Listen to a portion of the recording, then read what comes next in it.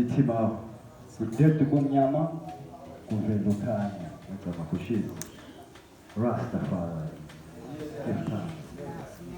Translate it now. Translate it. All right. I'm Tosa speaking African. So Tosa language is part of Ngoni languages, which includes Isizulu, Isiswati, So look, part and parcel of Swahili as well. look Swahili. Right. So it's a language which is spoken in the part of the southern African continent, in Azania, in Zimbabwe, in Zambia, in Tanzania, Malawi, we utilize these languages. I'm sorry, could you say the name of that language again? I didn't get it. Is it Swahili you're saying? The name of the All language. Swahili? That was all Swahili? The name of the language. I know Xhosa. that. The language is Xhosa. Okay. Tosa. Xhosa. Tosa. Yes. From the Xhosa people. It's X H O S A. Yeah. Xhosa. H-H. Yes, sir. H-H-O-S. I knew Yeah. that was not Swahili. I knew that was South Africa because of the... When I was using my language, I was opening with the invocation of the spirit of our ancestors, using our tongue, our mother tongue first before the colonial language. So it is very important and essential. Which as African people, we must always be African in everything that we do, including in the language that we use. So in the sense, as African people who are outside of the African continent, were stripped of your languages, because they strip African people of their languages, their ways, their culture, their identity,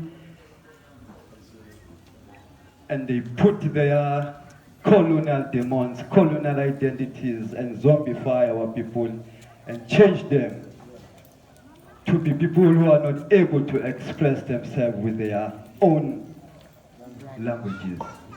So part and parcel of decolonizing the African mind here in the Caribbean, in the Americas, is to study and know at least one language from the African continent. That is very important. That's why even Professor Mwalimu Ngugi wa Thiong'o from Kenya, in his book, Decolonizing the African Mind, is emphasizing the importance of language as the key to our liberation. So I was invoking the spirit of our ancestors, my family bloodline, our all family bloodlines to be with us even this time as we engage in reasonings, to ask for wisdom, knowledge, to have ability to solve issues, differences among us in a manner that will maintain harmony and collectiveness, so that we will remain a united people in operation, in everything that we do. So unity is very important. So I was invoking those spirits, the great kings and queens, calling them to be with I and I in this time, and to bless I and I with knowledge, with wisdom, with understanding, so that we can take I and I liberty forward. And our destiny is liberation of African people at home and abroad. I give thanks, my people. My name is Aviwe Kyumche. Ras Aviwe Kyumche. Kyumche, which is Kyumche is Tyumche. R-E, Kyumphe. Right. I come all the way from the kingdom of Abatim. That's my kingdom. I have a king who is Ainai ruler, who is Ugumgani, Ubuyelekaya Gadalinyebo. Azwelibanzi, Azwelibanzi, Azwelibanzi. He's our king. And our king is the king who is linked with all the kingdoms of the African continent, including the ancient seat of the ancient kingdom of Tasseti Kush. Is the king who knows that the origin of the kingdoms in the African continent is coming from Ethiopia. He identifies himself with the kingdom of His Majesty. He, as the king of Abatim, he acknowledged himself as that king who operates under the leadership of King of Kings. Because His Majesty was the King of Kings. So the kings in the African continent, they know and they acknowledge and they recognize the role, the importance of His Majesty in the tradition of African governance. Because we still forward within the context of our indigenous system of governance, though we are still colonized. Because Africa is still colonized. Azania is still colonized. Let alone that we have black faces who represent the administration and the management of the state, but the owners of the land and everything within the land who control, everything within the land, even everything within even our minds most of the time. Who rule White supremacy. African people with Greco-Roman, Dutch, yeah, English law, yes, which is an imposed colonial law. So that is the situation in the African continent, but still we survive under those conditions to advance within the system of governance which is indigenous. As I'm coming from that kingdom, I'm not a leader of any organization. I didn't come this side as a leader or representing any organization.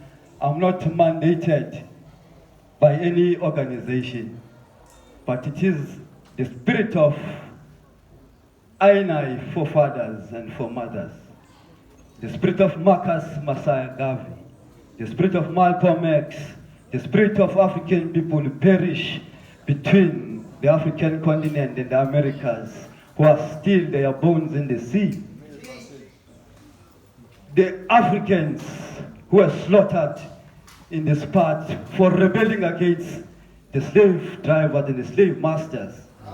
The spirit of the Maroons, the Columbus in Brazil, all the rebellious anti-colonial forces, they brought Ainai in this part of the African world, because Jamaica is Africa outside of the African continent. Because our movement or migration from Africa to this part of this world, it never happened during the time of Christopher Columbus. We were here even before Christopher Columbus. We came here millions of years and we occupied this space. And Aina is here to connect as well with that history, with that memory, so that I can be healed as an African and restored. Because part and parcel of healing an African in this time is to connect an African with the collective memory and experience of African people. So that's why I'm in this part of the world. It's my ancestors who brought China here to connect and reconnect with my people, African people who are in this part of the world. Because I'm one of those in Africa who follow the teachings of African people. Hence, even my identity, I'm an African. I'm not a South African. Part of the I was born in Azania. Azania is what is colonially known as South Africa. South Africa. But we remain Africans even in this time.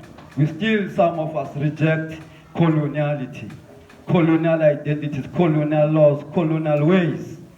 That's why even in this time, I not declare I as a Rasta man, because it's part and parcel of an anti-colonial struggle to fight against oppression, to fight against alienation, because part and parcel of the agenda of the invaders is to alienate I from our memory, from our identity, from our history, from our culture, from our ways, so that they will find I in a position of vulnerability.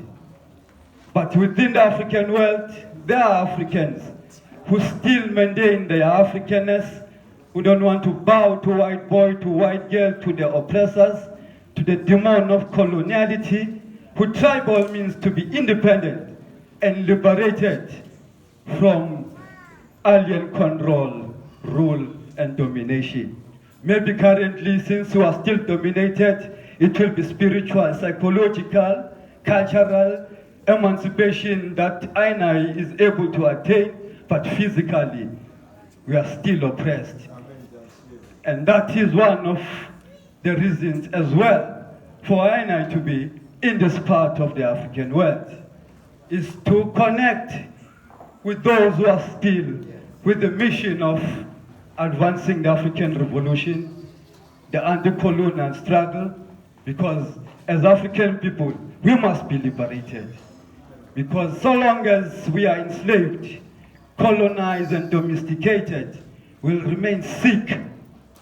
And none of us has escaped that sickness, because colonial violence, which was imposed on I, which actually operate in all areas of activity, psychological, cultural, in nutrition, in diet, in culture, in all aspects of life, colonial violence still operate, and it is the same violence that sustains the white supremacist machinery in this time.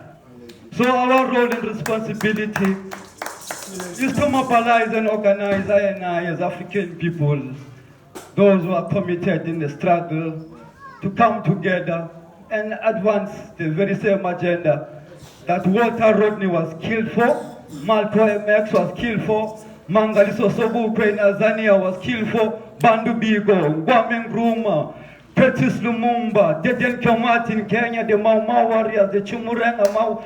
This is the time for NI to come together with the revolutionary mission and the colonial mission. Because so long as we don't have that agenda, we'll remain enslaved people. Land in the village. But to struggle Land in the village.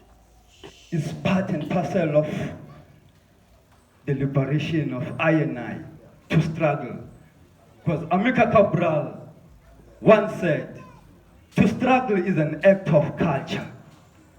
So when you struggle, you build a culture of resistance, culture of self-reliance, culture of initiating your program and executing your programs. So it is very important for us to be part and parcel of the struggle against the colonizers, because that will liberate INI and it will put INI in a better position to face the designs of coloniality and imperialism in this time. So my African black people, I don't want to go deeper and deeper, but I'm here for INI people, nothing more, nothing less, to connect and to reconnect, so that when I trot forward back to Africa, to Azania, to all the continent, because we operate as Africans within the continent and living outside of the continent. But as I trot within the continent, I also want to forward with your energies, with your aspirations, with your desires, with your wishes, so that I can live to complement your existence. Because as Africans in the continent, it's very important for us to complement each other.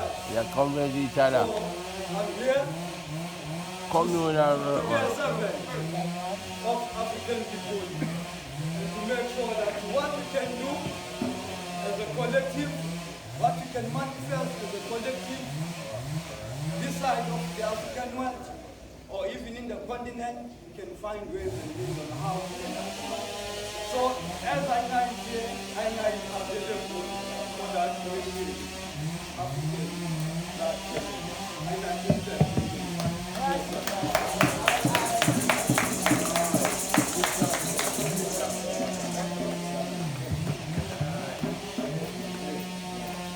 Rastafari. Well, I don't know, ask one by one to just put their them hands back together again for the brethren, you know? Really, right? Yeah. And I would love to see some concrete communication relationship established between I and the brethren, having more discussion in terms of based on the kingdom, the issue of repatriation, you know, some communication, but Ross, I would love that I leave here without I having some communication and some, you know, not necessarily tabernacle talk, but one-on-one talk in terms of what it is that can be done communication-wise to make sure help in the enactment of the whole repatriation. Azania, you know? Yeah, Azania. Yes, my people, there's something which is very important, which linked actually with what the ancient, you know, is talking about, the issue of working with the kingdoms, linking the kingdoms. The fact is, when Africans were taken from Africa, they were under the leadership of the kings, not of the presidents. The kings are the only people who can claim Africans, because from home they can claim African because the kings are kings because of the land. But politicians are politicians because of position, and that position they can lose any time after election. But the king is permanent in terms of leadership, you know, and that is an institution that you belong to. You don't belong to South Africa, you don't belong to Zimbabwe, you don't belong to Ghana, these are colonial entities. Yeah. They were created in Berlin in 1884, 1885 by Bismarck, these colonial criminals. So, you are Africans and you belong in the kingdoms, and the people who are in the position to listen and to resonate with the pain of Africans in this part of the world are those who lost their people through slavery. So that memory is still there. And what I want to share with my people, there are elders from Jamaica who taught to Azania. Congo Wekai, Mama Cherry and others. But Congo Wekai came earlier, I think a year and a half before another delegation came forward. But I've met some of the delegation that came from Jamaica. I've met, Congo Wekai, I've met Mama Cherry, I've met Priest Ivan and ancient Bongo George, yes. And actually, I met them because I was contacted by the brethren who are responsible for them to come forward to Azania. They contacted Ayman because they wanted the ancients to meet the king of Abate Muzwejibat. Then they asked Ayman to help to facilitate that meeting. And I did facilitate that meeting, and it happened. The ancient, they met the king. And it was a beautiful moment in the kingdom. in the history of the kingdom. And there were reasonings as well, that happened, and they were asked by the king why they are in the continent. And one of the things that they state forward is that they are there to prepare for a repatriation, and as well to connect with them, with the kings as well, so that as ancient elders, especially as ancient council, they were willing to have, a cooperation with the kings, because before they trotted to where I belong in the kingdom of Abatim, they met even other kings in Bumalanga, you see. So they were already in contact with some kings, So then it was one of the missions that they stipulated to the king that they are there for repatriation. And the king responded that he is willing to cooperate. And he knows very well that they are part of that kingdom. He tells them clear that you belong in this kingdom. You are taken as part and parcel of this kingdom by the slave drivers and the slave masters. And he promised them, to complement what they desire. And he told them that when he was in Ghana, he met Mama Rita. And in their reasoning with Mama Rita, the king promised Mama Rita to honor Bob Marley by establishing a Bob Marley Institute or cultural village in the kingdom. So when the ancient came, they came as well to revive, that because the king declared that now you are just affirming what Mama Rita, desired, and what I actually declared to her, that I will do something. So then you are coming now to concretize that meditation, and he committed himself to establish a Rastafari cultural village that will cater for those who want to come forward at home. But remember, my people, you will come at home not as a repatriate within the context of neo-colonial states, because they don't recognize Africans in Jamaica as Africans. They recognize Africans in Jamaica as Jamaicans.